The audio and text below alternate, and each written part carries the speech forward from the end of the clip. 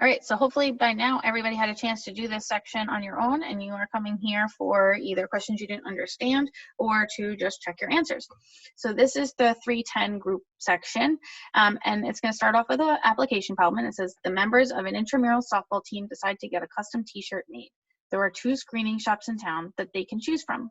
Wave Graphics charges a setup fee of $22, and then each shirt is $7. The Shirt Shack doesn't charge a setup fee, but each shirt is $9. If for some bizarre reason the team decides to only order 3 shirts, which shop would be the cheapest? Well, I know that Wave Graphics charges $22 plus $7 times the number of shirts, so I wrote this expression, and I replaced X with 3, and it means that they would have, for 3 shirts, it would cost $43. And Shirt Shack only charges $9 times the number of shirts, so 9 times 3 is $27. So because of that, Shirt Shack would be definitely cheaper. All right, question 2 says write an equation for each shop. So I already took that. I wrote my expressions in number 1. So I took my expressions and I set them equal to the cost. So cost is equal to 9 times the number of shirts for Shirt Shack, and Wave Graphics' cost is equal to $22 plus 7 times the number of shirts. And now I'm going to use these equations that I came up with. Here's my X values, plug them in to each expression, and these are the answers that you would get. So it says for part D, based on the table, estimate the number of shirts that would make the total cost the same at each shop. Well, I'm looking here, and 11 shirts, right, is going to be pretty close to this. 108 and 106 are pretty close at 12, so that's why I said about 11 shirts. Okay, so moving on to the next page, it's going to ask us to graph the lines that correspond to each equation you wrote in part A and B on the same coordinate system. So if you look, I have both lines graphed. I labeled them here so we can see that this line is 9, C equals 9x.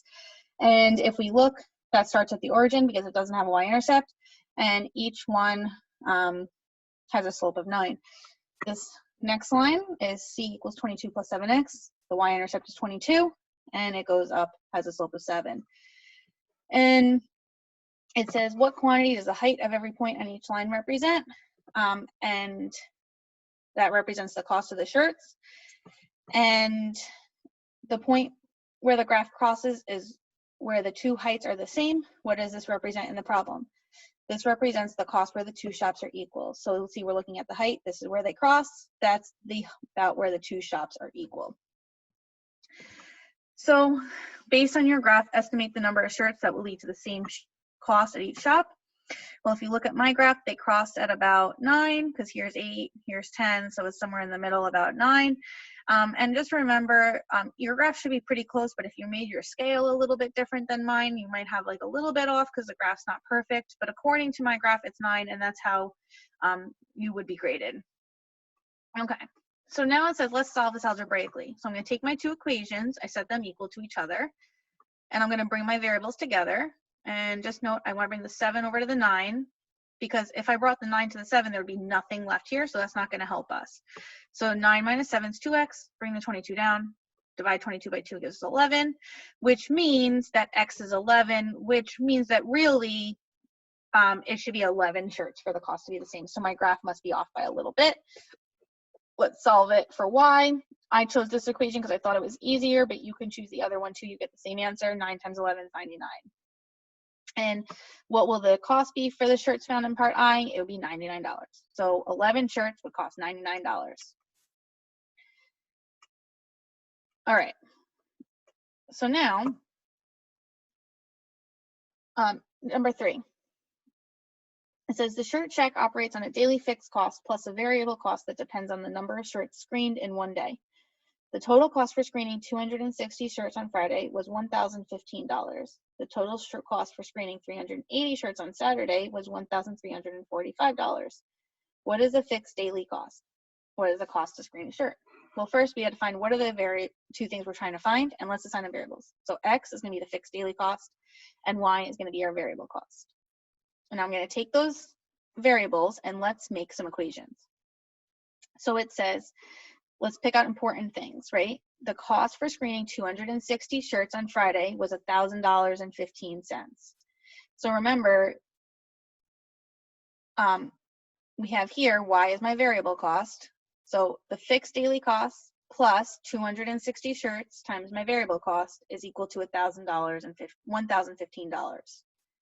And then my other equation, the cost for screening 380 shirts on Saturday was $1,345.